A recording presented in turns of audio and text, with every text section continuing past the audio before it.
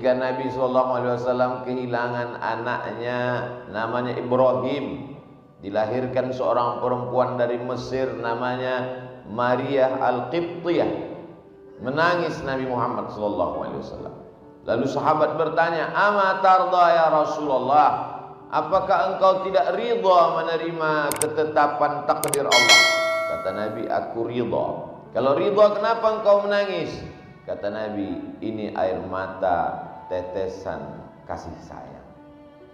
Ada orang mengungkapkan kasih sayangnya dengan hadiah, tapi ada orang mengungkapkan kasih sayangnya dengan tetesan air mata. Subuh ini saya dapat dua-duanya. Tetesan air mata dapat, hadiah pun dapat. Mana hadiahnya? Ini sorban yang sedang dipakai. Apa yang membuat saya dengan Kiai nanti bertemu di bawah naungan ketika tidak ada atap, tidak ada tenda? Sab'atun yudhilluhumullah, 7 orang dapat naungan. Yauma la dhilla illa dhilluh. Pada hari itu tak ada tempat bernaung, tidak ada atap, tidak ada tenda, kecuali yang diberikan Allah pernaungan. Yang mendapatkan naungan itu adalah rajulani, 2 orang, tahabba fillah, berkasih sayang karena Allah, ijtama'a alaih, berjumpa karena Allah, wa tafarraqa alaih, berpisah pun karena Allah. Saya berharap saya dan Kiai termasuk orang yang mendapatkan itu di hadapan Allah Subhanahu wa taala. Semuanya hidup ini mesti karena Allah. A'udzubillahi minasyaitonir rajim. Innal ladzina qalu rabbuna Allah, orang-orang yang berkata Rabbku Allah. Ayat itu tidak mengatakan innal ladzina qalu ilahi Allah, ilahi yang aku sembah Allah, tapi dia katakan innal ladzina qalu Rabb. 3 makna Rabb. Rabb, dia yang mencipta aku. Rabb, dia yang mengatur hidupku. Rabb, dia yang memberi aku rezeki. Makanya di awal Al-Fatihah dalam sholat kita baca Alhamdulillahi Rabbil Alamin. Orang yang diganggu jin, setan, tukang santet, dukun, Qul a'udzu bi Rabbil Nas, Qul a'udzu bi Rabbil Falaq. Maka ketika hidup terasa sempit, katakanlah ya Rabb, ya Rabb. Ketika saudara kita meninggal dunia sampai ajalnya dicabut Allah, ruhnya kembali kepada Allah, maka kita berkata ya Rabb. Idza dhaqat 'alaika dunya, kalau dunia terasa sempit, katakan ya Rabb. Datang seorang yang sedang galau gundah gulana dengan hidup, mengadu kepada Imam Al-Hasan Al-Basri. Aku risau dengan hidup ini wahai Imam Al-Hasan Al-Basri. Apa kata beliau? Umur sudah ditetapkan Allah. Bukankah umurmu sudah ditetapkan Allah? Betul. Kenapa engkau risau? Rezeki sudah ditetapkan Allah. Bukankah rezekimu sudah ditetapkan Allah? Betul. Kenapa engkau risau? Tidak ada satupun yang terjadi di dunia ini di luar dari kuasa dan kehendak Allah. Bukankah semua yang terjadi, ranting yang patah, daun yang jatuh, bumi yang kering dan basah, sudah ditetapkan Allah? Lalu kenapa engkau risau? Jadi kalau terasa risau, balikkan dengan ucapan Rabbunallah. Kalau perut lapar, Rabbunallah. Tapi kita bukan kelompok Jabriyah. Jabriyah berserah kepada takdir, tak ada usaha. Ini ahlul bid'ah wad dhalalah. Sedangkan kita adalah ahlus sunnah wal jamaah. Ada usaha dan ikhtiar.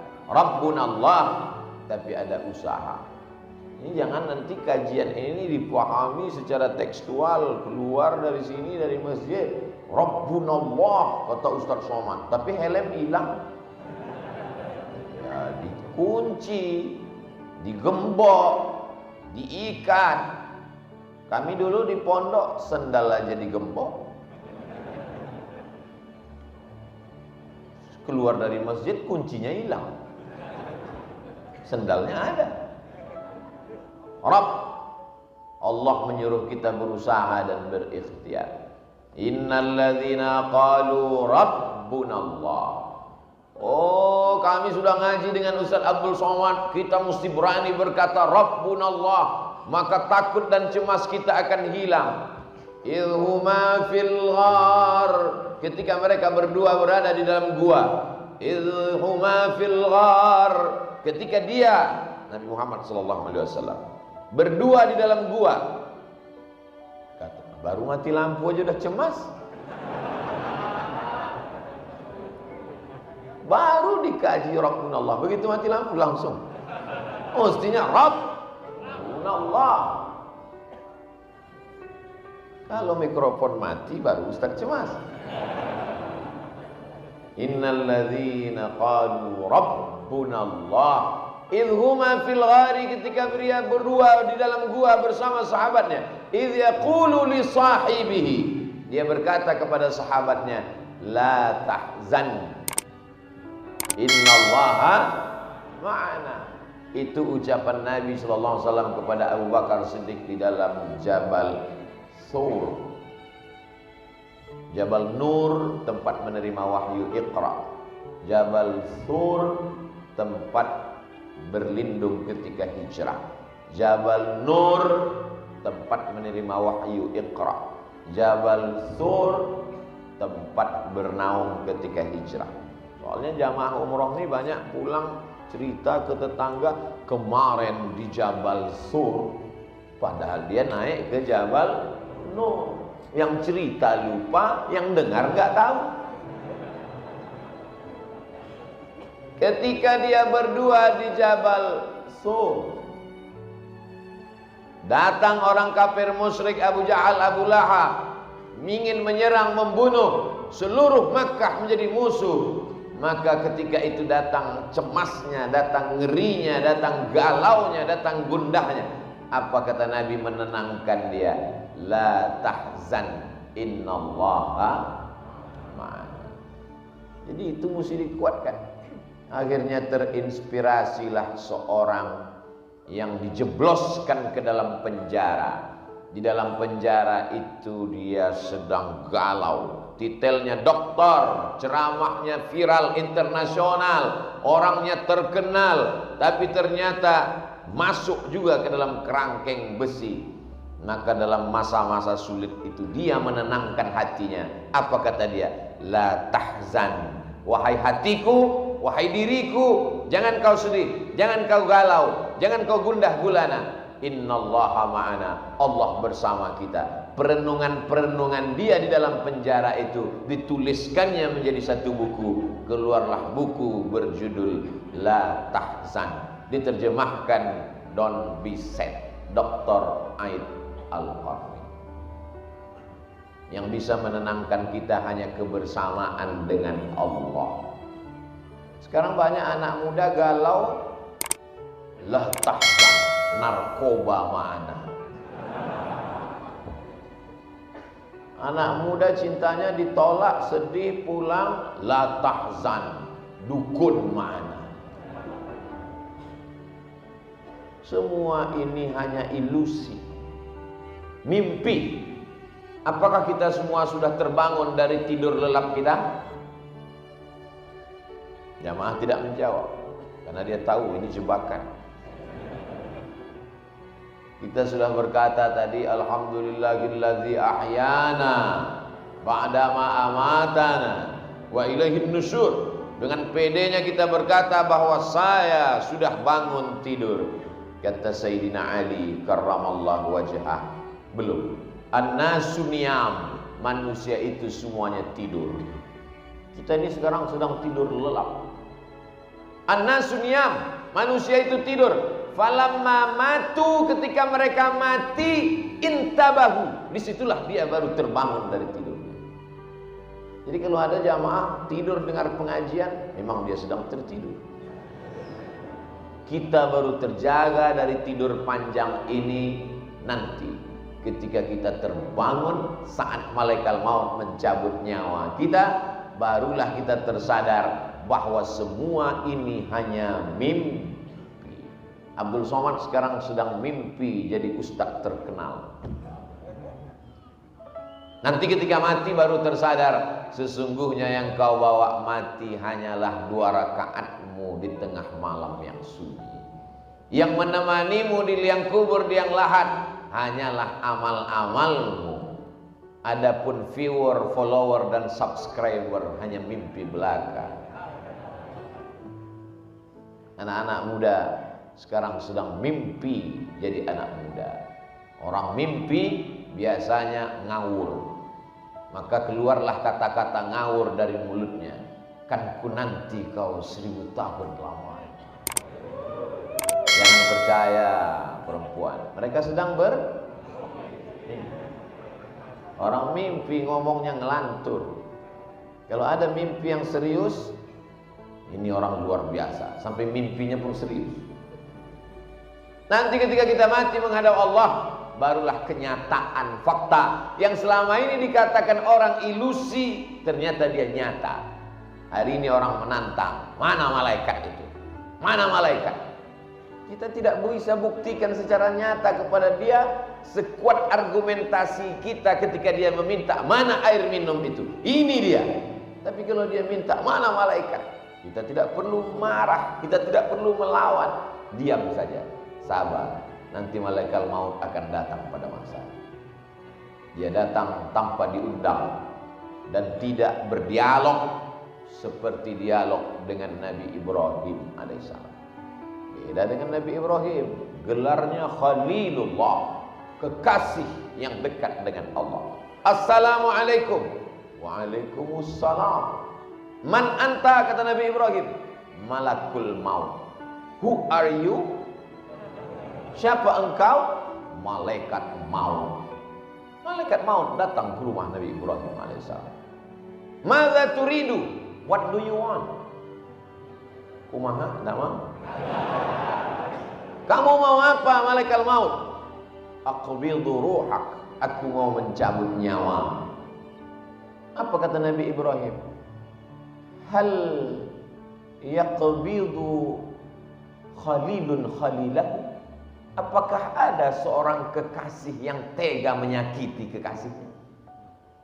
Apakah ada kekasih yang mau mencabut nyawa kekasihnya? Kata Ibrahim alaihissalam. Apa kata malaikat maut? Hal yakrahu khalilun liqa'a khalilihi? Adakah kekasih yang tidak mau berjumpa dengan kekasihnya? Jangan kalian jadikan update status. Sesungguhnya kehidupan yang indah hanyalah kehidupan bersama dengan Allah.